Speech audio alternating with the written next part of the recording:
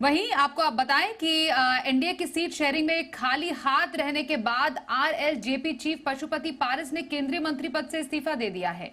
इस्तीफे के बाद पशुपति ने कहा कि मेरे और मेरी पार्टी के साथ नाइंसाफी हुई है, हमें एक भी सीट नहीं दी गई।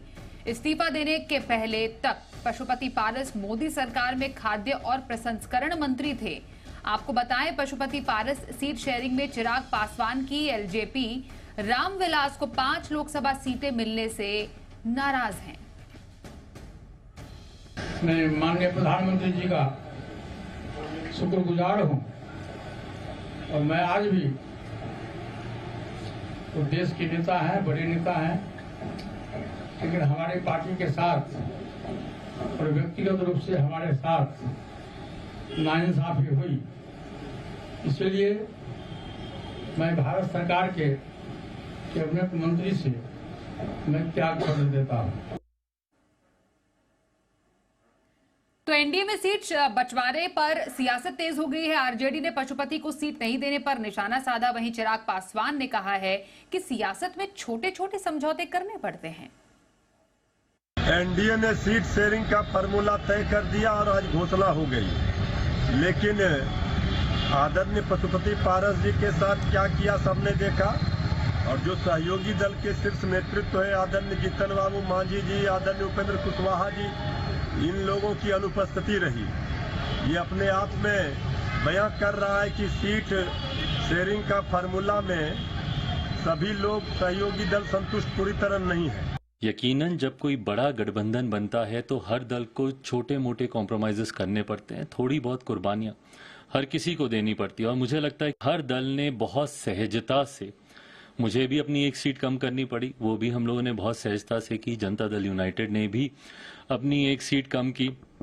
मांझी जी हों, उपेंद्र जी हों, हर किसी ने, उनसे जिनसे जो बन पड़ा, उन्होंने इस गठबंधन को मजबूती देने के लिए। और भारतीय जनता पार्टी का मैं जिक्र करूं तो उन्होंने तो 2019 से ही कुर्बानी दी है। उस वक्त सिटिंग उन्होंने अपने 5 सांसद हटाकर इस गठबंधन को उस वक्त 2019 में एक मजबूत स्वरूप दिया था।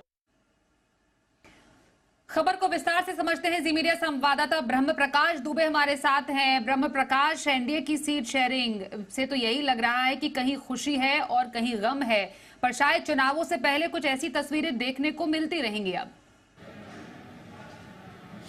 बिल्कुल, देखिए, जब भी चुनाव होता है, गठबंधन होते हैं, तो कोई खुश होता है, कोई नाराज होता है, और हर पार्टी उसका इंटरेस्ट किस में है, उसे फायदा किस में है, बिना लॉग लपेट के फैसला करती है। बीजेपी ने भी वही किया है।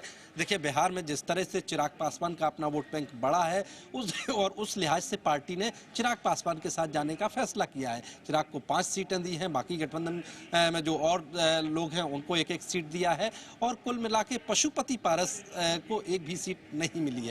आज उन्होंने केंद्रीय मंत्री पद से इस्तीफा दिया है, और पारस ने कहा है कि अगले 2 दिनों के भीतर पार्टी की बैठक बुलाएंगे और इसके बाद तय करेंगे कि पार्टी को क्या करना है।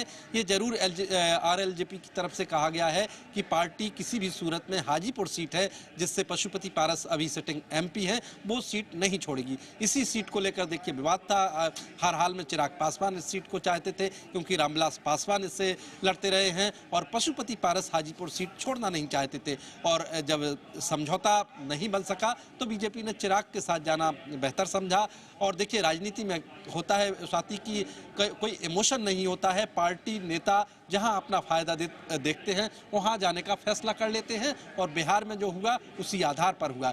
क्योंकि बीते 3 साल से जिस तरह से चिराग पासवान लगातार मेहनत कर रहे थे, और ऐसे में पार्टी ने जो सर्वे कराया, बीजेपी की तरफ से जो सर्वे कराए गए, चिराग पासवान की अच्छी खासी उपस्थिति सामने आई। इसके बाद पार्टी ने फैसला किया कि पार्टी चिराग पासवान वाले एलजेपी गुट के साथ जाएगी और साथ में बाकी दलों को साथ में लेगी।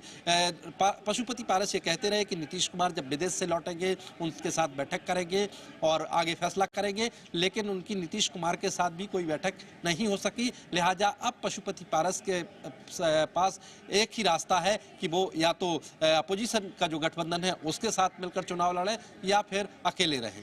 जी स्वाति।